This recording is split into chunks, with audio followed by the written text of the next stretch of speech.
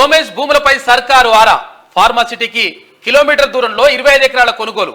Revenue special chief సెక్రటరీగా ఉన్నప్పుడే భార్య పేర రిజిస్ట్రేషన్. పక్కనే సన్నిహిత కుటుంబానికి 123 ఎకరాలంట. సోమేష్ కుటుంబానికి వారం తేడాతో వాటి రిజిస్ట్రేషన్ ఏదో మతలబు ఉంది అని చెప్పేసి ఒక ప్రత్యేక కథనం కనిపిస్తా ఉంది ఆంధ్రజ్యోతి దినపత్రికలో.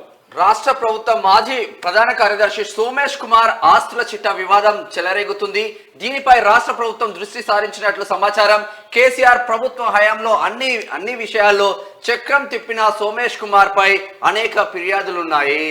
మొత్తం మీద కథం బట్టి సోమేష్ కుమారే కాదు, అప్పుడున్నటువంటి అధికారులు చాలా మంది, కలెక్టర్లు కానీ తర్వాత వివిధ శాఖల్లో పనిచేసినటువంటి అధికారులు కావలసినంత అప్పుడున్నటువంటి సర్కారుకు డబ్బా కొట్టడమే కాకుండా వేల కోట్ల రూపాయలు ఆస్తులు పోగేసుకున్నట్టుగా క్లియర్గా సమాచారం ఉన్నది.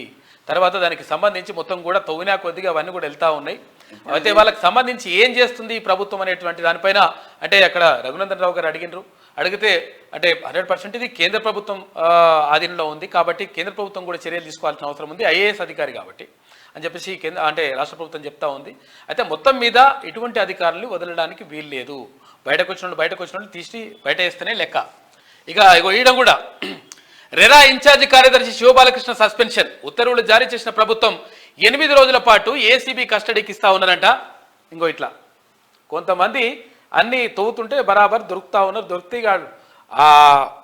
తిన్నయ్యకి అక్కడమే కాదు, తర్వాత ఇంకా పోగేసుకొని దాపెట్టుకొని తర్వాత చుట్టాల పేరుతో పక్కాల పేరుతో చేసుకునే అన్నీ కూడా మొత్తం తీసి అంతా కూడా ఆ విచారణ జరగడంతో పాటు ఆస్తులను జప్తీ చేసుకుంటూ తర్వాత వీళ్ళని జైలుకు పంపిస్తున్నటువంటి పరిస్థితి కనిపిస్తూ ఉంది. 100% జరగాలి.